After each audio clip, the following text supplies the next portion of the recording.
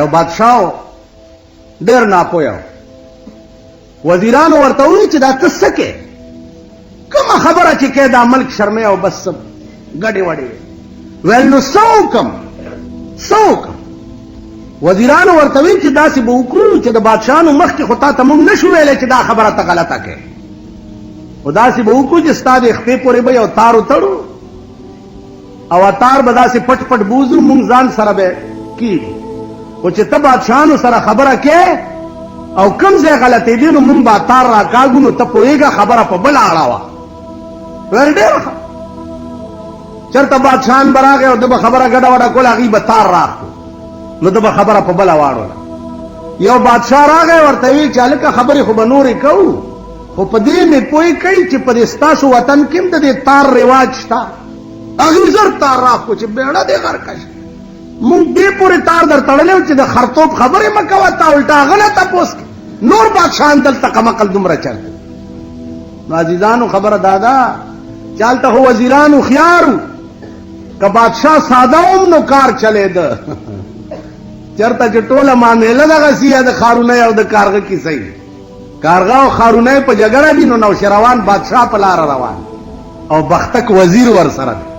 چې وزیر ورسره دی نو نوشروان ته تپوس وکړو چې هلکه دا ولې په جګړه دي دا کارغه او دا خارونی وی صاحب پرېږدی وی نه حل ووایه وی جي خبره دا ده چې دا کارغه راغلی دی د خارونی نه لور غواړي او خارونی نه ورکوي وی چې نو بیا وی دې خارونی ورته یو شرط ایښی دی چې لور به هله در کوم چې 100 خارونه د دې لور په مهر کې وران شوي راکړي وی دا کارغه ورته وایي دې خارونی ته چې بیبي داسې چل دی چې دا یو 100 خارونه وران شوي واله نور چې نوشروان بادشاهي او بختکي وزیري داسې ډېر خارونه به وران وګوري د دوی دا جګړه ده خپله عزیزانو چې د دې قوم دا حالت وي تاسو به دا ملک وران ګورئ چېرته چې دا قوم وي تاسو به دا ملک خیر غواړئ ته ځان سره جخت وګوره ورځ بېرته په تا بمبارۍ کېږي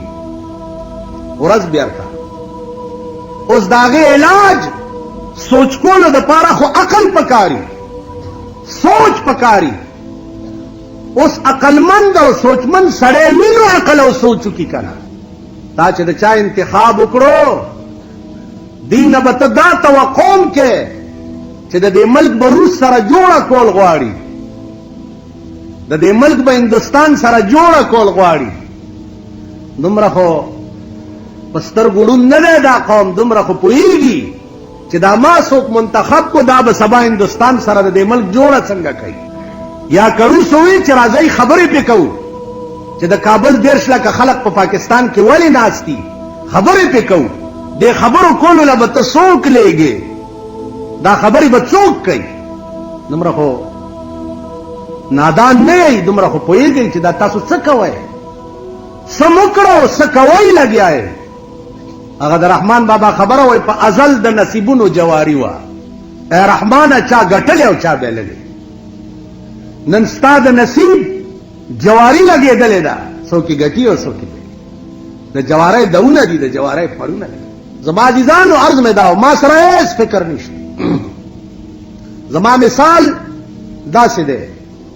لکه د هارون الرشید بادشاه زوی بادشاهي پرېښوه او لاړو ملنګ شو د سیند په غاړه به ناستو روټۍ به چېرته پیدا کړه به یې وخوړه او د سیند په غاړه به ناستو الله الله به کړو بادشاه مړ شو چې بادشاه مړ شو نو جرنیلان ورپسې لاړل چې راشه پلار دې مړ شو چې په تخت کښېنې هغه ورته ووایي چې زه جرنیل صاحب زه دلیم بادشاه یم وی دلې څنګه بادشاه دا ګورې نه جامو ته ټاکی ګنډې او د سیند په غاړه ناست ستنې نه یې تار وویسته او سیند ته یې ستنو غورځوله او راوړئ زما ستن راوړئ چې د دریاب څومره کبانو ټولو په خوله کې یو یو ستن نیولې وه ولی یې راوړه ویل ولیده زه دلیم بادشاه یم چې جرنیلانو ډېر تنګ کړو نو جرنیل ته وایي چې یا صاحبي لا تغترر بتنعم या साहिबी ला तख्तरिर बितनउम फइन्नल उम्र यल्फज़ु वन्नईम यज़ूलु। ए मरगरिया द दुनिया प नियामतुनो मगावे रखेगा। या साहिबी ला तख्तरिर बितनउम फइन्नल उम्र यल्फज़ु वन्नईम यज़ूलु। ए जर्नैल साहब द दुनिया प नियामतुनो मगावे रखेगा। दा उमर बदिम यौ रज़ी तीर शी او دا नियामतुना बदिम द मरगारियान पाती शी। उमर बदिम खत्म शी او नियामतुना बम در न पाती शी। द्वलास बख्ते बत तेरा वाज बया ورته څوي ورته وایذا حملت على القبور جنازه وإذا حملت على القبور جنازة فاعلم بأنك بعدها محمول. اے مرگریا کتا نزد بل جنازہ پوگا کڑے و دیرے تروانے جنازہ دی پوگا دا ادیرے تروان نو فاعلم بأنك بعدها محمول. داش پاڑ سنی یقین لرا چی اورز بستا جنازم دبل پو گئی او قبر تبے روان کرے. خیال د دیو کا تراله او ما ته دعوت راکې چراشه د پلار تخت خالی دی په تخت کې. زما عزیزانو بادشاہی په فقر کې دا، بادشاہی په غربت کې دا، بادشاہی په دې کې دا چې د شپې سړه روټه خورې او سار بیغم را پاسه ایس غم بچتی. عزیزانو خبره دلتا د بادشاہ نه دا، خبره د ملک دا، خبره د وطن دا چې د دې ملک او د دې وطن انجام بچ کیږي. ځکه چې د رندو لاس کې د لارې سټیرینګ ورکې، د رندو لاس کې د اس په واګي ورکې، نتیجه به سي زیب کم طرف انجام به سي. خبره د ملک دا، دا سم ملک دی بیگا تاسو کته کروڑونه ډزې هم دي ده نم دي نم دي اورېدي کروڑونه ډزې کلاشنکوف بمونه دا پکې خلاصې ده. ولی منبري ګټلې ده. ته ورشه په کچرو کې وګوره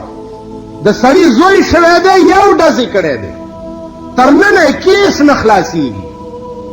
بیگای ملک ته پر کړه ده په کروڑونو کلاشنکوف یې وچلې ده په یو سړي کیس رجسټر نشو. دا ملک دی، دا وطن دی. ما یو ډز کړی تر ننه مې کیس نه خلاصېږي. ممبر له 2 کروڑه ډزې وشوې چا پې کیس رجسټر نه کړي. اوس دې شله به عمر د کم ځای نه پیدا کما، دې ملک له به عمر د کم ځای نه پیدا کړي چې یو ښځه ورته راله ماشومې په غېږ کې دی وی عمره دا قرآن یوازې مونږ دپاره دی که تا دپاره هم دی. ورته یې بیبي قرآن هغه قانون دی چې په دې کې د امیر او د غریب فرق نشته. د امیر او د غریب فرق نشته. نن امیر چې په پاکستان کې هر څه کوي آزاد دی،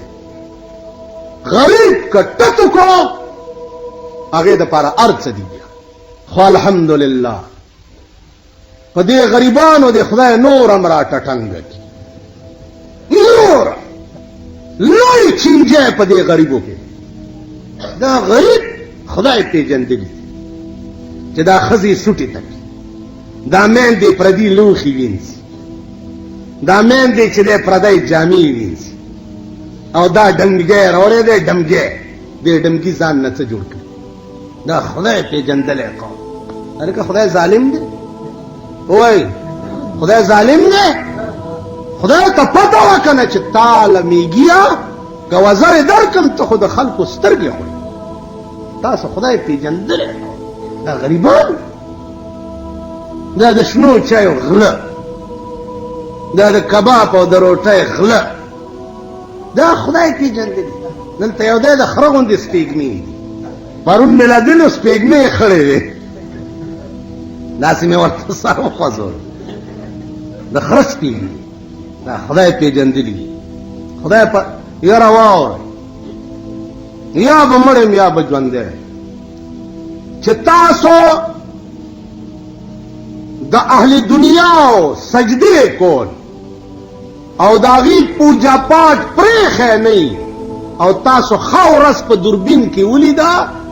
نو کمرم په قبر می راشي امتیاز خاورس بنګو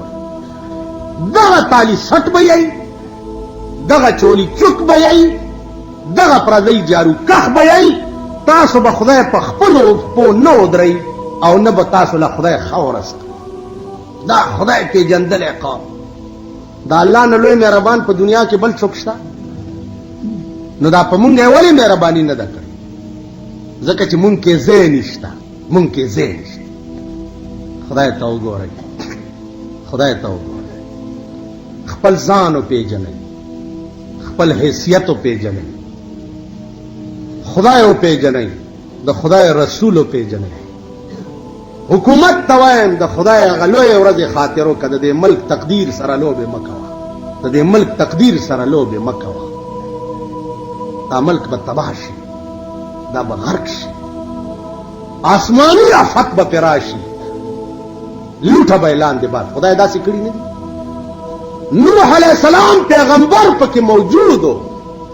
او طوفان پراغه لوټه اعلان دی باندې پاتې نشو آسمان د پاس نه وبرا ورولې اوس مکه د لاندې نه یو ساس کې به د کوهی تور غرم را پریوتو آسمانی آفت به راشي د ملک تقدیر سره لوبه ما اهلیت ځان کې وګورئ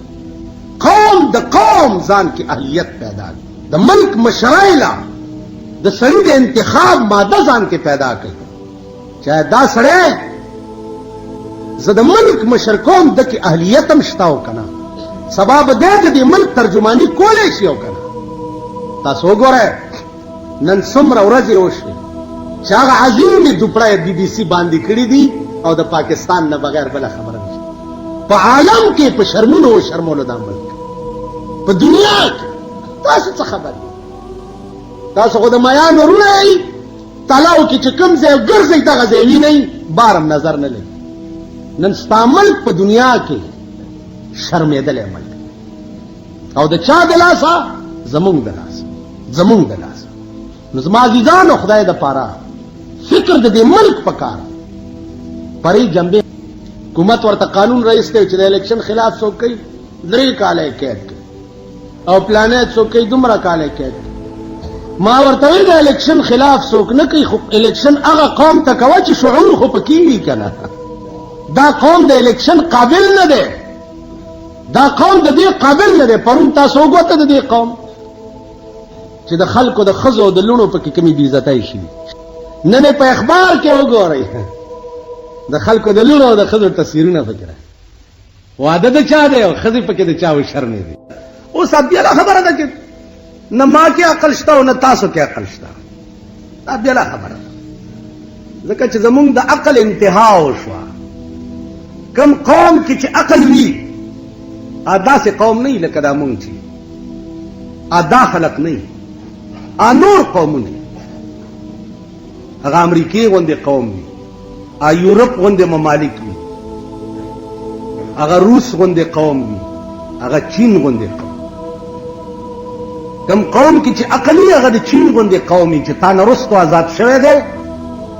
او نن د دنیا عظیم طاقتونه تیری مونږ قوم کې عقل نشته زمون قوم عقل تاسو وکړو پرون مو وکړو بل ورځ مو وکړل دا زمون قوم دی او دا زمون خلک دا زمون سړی دي دا زمون لکان دي او دا زمون خزي تاسو خیال دا زمون خزي دي چې په پولینګ سټیشنونو سهال ور سره وشي دا هغه شرمېدلې قوم تاسو خیال راغی نو دې قومونو کې عقل نشته دا خلق دی چې دا تاسو ولید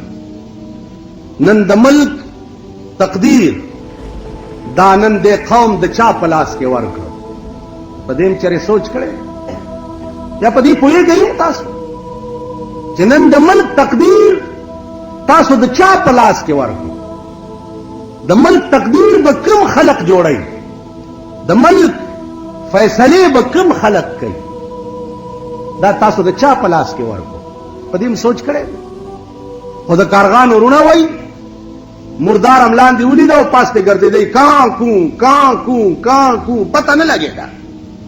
دلته سوال د عزیزداري نه، سوال د رښتې نه، سوال د پرې جنبې نه، سوال د دې نه چې زه د ملک د تقدیر واګې د چا په لاس کې ورکو. ټانګه ډکه ده او سړی پکې ناست دي او تا د اس په واګې ړون لا په لاس کې ورکې. دومره خو به پوهېږئ په خبره چې د اس په واګې ړون لا په لاس کې ورکې، نو اس په او ټانګه او پکې سورلی به بچ پاتې شي. نن تاسو د ملک د تقدیر فیصلې ړندوله په لاس کې ورکړي. خدای دې مل شي ستاسو مو، خدای دې مل شي د دې ملک. سوال دلته عزیزه دا نه سبا به دې ملک ته د تعلیم پالیسی جوړول غواړي. د تعلیم نو د ملک د تعلیم پالیسی ته وګوره چې دا ته چا پسې منډې وای چې دا به جوړولی شي. سبا به دې ملک دپاره د قرآن کریم د آئین پالیسی جوړول غواړي. ته وګوره چې دا ته چا پسې منډې وای چې دا د قرآن د آئین پالیسی جوړولو پوهي. سبا به د دې ملک بیرونی دنیا سره روابط او تعلق جوړول غواړي. ته وګوره چې دا سړی په دې پوهي. د دې داسې مثال دی. اوس چا ته دا خبرې کوي یو ښځه وه بجای نامه یې وه بجای، نو د کور مالکه ترې ډېره تنګه وه. چې کوم ورانې به یې وکړل بیا فټې مو لعنت فټې مو لعنت. آخر د هغې اډو په فټې مو څه پروا نه راتله. آخر یې وویل چې په فټې مو د بجای څه شي چې سوی پوزه په دا بیخ کې پرې کړی نه شي. پوزه دې په بیخ کې نه غوسه کړي، په فټې مو دا بجای اډو شرمېږي. دا قوم په فټې مو شرمېږي. یا هم شرمولو زما هلکومه ګیره مې سپینه شوه، عمر ټول تیر شو، ما څوک ونه شرمولی بلکې زه وشرمېدم. ځکه چې د شرمېدلو ملا هم شرمېدلی. د کشمیریانو قصه مې درته کړې وه چې ته کشمیر ته تللی مال نه. ویل ته څنګه مولا یې مال ته تللی؟ ویل نه. نو مال د بې غیرت قوم امام چېرته غیرتي کېدی شي؟ وی چې نه. نو مال بس خبره خلاصه. وی څنګه ته یې داسې زه یم. نو عزیزانو زمونږ د شرمېدو پکې یقیني دي دا خلق نشته. نو عرض مې دا و چې نن د ملک د تقدیر واګې د چا په لاس کې راغلی؟ د دې قوم د لاس.